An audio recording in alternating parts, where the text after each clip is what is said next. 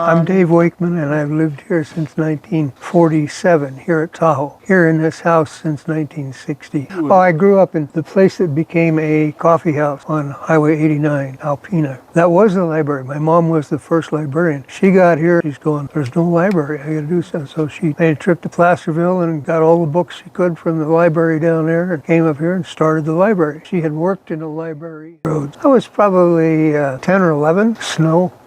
Lots of snow. It snowed and snowed and snowed and snowed. We taught my little sister how to ski off the roof. It was a good slope, and there was plenty of snow. Only if we wanted to go someplace. We had a tunnel going to the back door. Kept the car parked in the back because it was under a big lodgepole, so it didn't get snowed in too badly, and then we'd have to shovel it out. We being my older sister and myself. We wanted to go anywhere, like to the movies on Friday night. We had to shovel the car out. I went to school at, well, where TJ Maxx is now, was where our schoolhouse was. Do you know the building that's the Carpenter's Hall behind the American Legion Hall? That was our school. That building. Well, there were a few elementary schools. The county used to rent empty buildings for schoolrooms. You know, just empty buildings because businesses would close up like by September or October at least. They were unoccupied. They would be a school for the school kids. Dr. Whiteley, he was our first doctor, our first full-time doctor. We always had doctors in the summertime because they would come up and stay in the family cabin in El Tahoe or wherever it was and take care of the population. Nothing. Well, you went to Carson. If the road was open, you didn't go. Oh my goodness. People would get cut and they would bleed. I watched my little sister get born on the dining room table. Well, it was easy. It was easier than trying to take them to Reno or Carson or someplace in Long Beach. It was great. There was nobody around. Well, oh yeah, all the side roads were dirt. The only paved road was the highways. So initially 89 and 50 were paved, but they were just two-lane country. Oh, they just stayed. They'd been in Southern California. They knew they didn't ever want to go back near a city. And Dad had plenty of things to keep himself busy. Plus there was the lake, anything he could. He drove the school bus at one time because he was the only one on the school board that had a commercial license. And somebody from the school board had to drive the bus. And it was a 32-passenger Ford. It was a cute little bus. Dad kept the school bus in the backyard, and then he'd have to shovel that out. If it snowed a lot, he didn't bother. There were 3 kids that lived at Myers. He didn't really have a route. He just went wherever the kids were. The kids that lived at the hatchery on Taylor Creek. You know, fresh, clean water running all the time. A perfect place to have a hatchery. Oh, sure, as long as anybody could get there. No. No. Unless it was where you snowed so much you couldn't get out of your house. Right.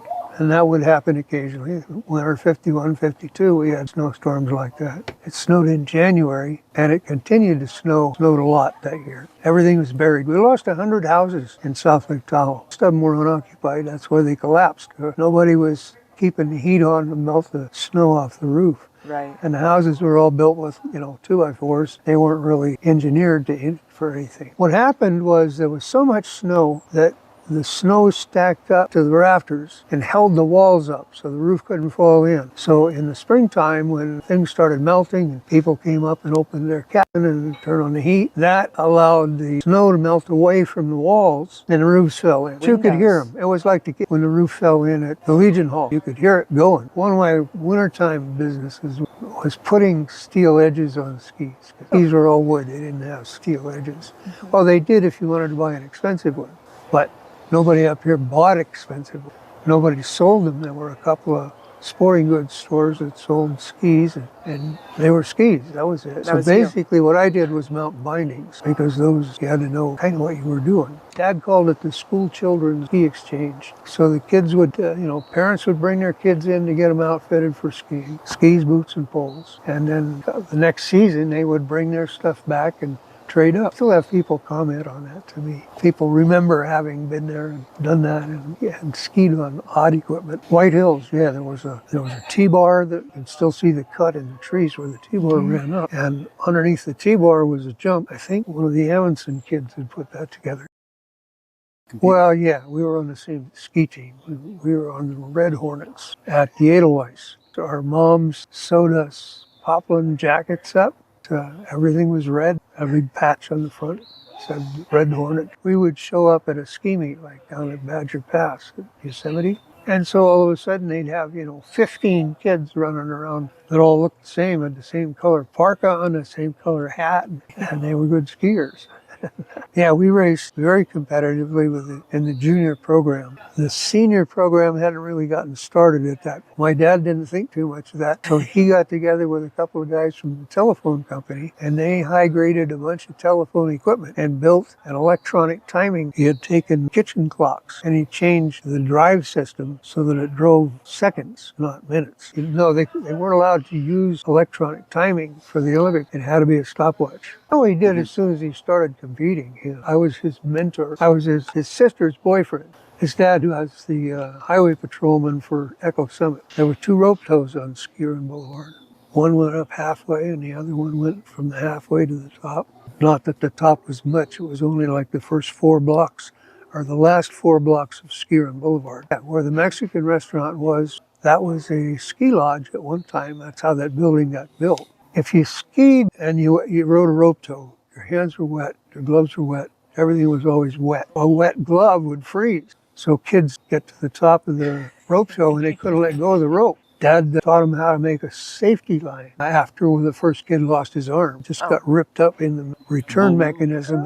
And that was right where the first green is, right there, right behind the parking lot. He was a baseball player in Sacramento at Sacramento High, and he held the record for hitting one-handed. People were amazed that he was so good with only one arm. It wasn't one hand, it was one arm, because his whole arm was gone up to here. When your arm goes through a bunch of shivs like that, it just gets chewed up. The doctors didn't know how to deal with things like that. They just cut them off.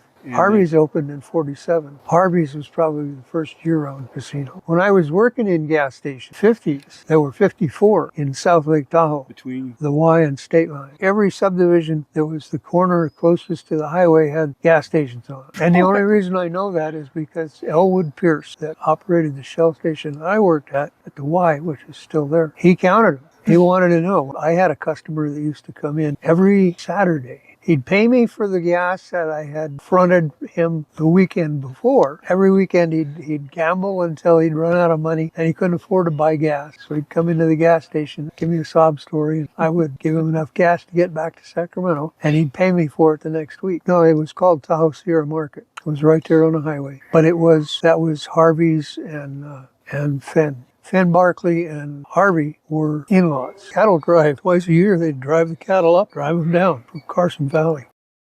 I became a sailor because I liked sailing. And about that time, we had more people up here that were sailors, so we had a decent amount of competition. Oh, we had races every weekend in the wintertime. That's when Jim sailed, because he was at Angora in the summertime. He was the guy that got people interested in sailing in the winter. Zephyr Cove. They had a fire ring set up, to keep the campers happy, and so they'd show movies there too. The local judge and his wife opened the Lakeside Theater right there at State Line. Quonset hut. In the Quonset hut, yeah. Like doing some research.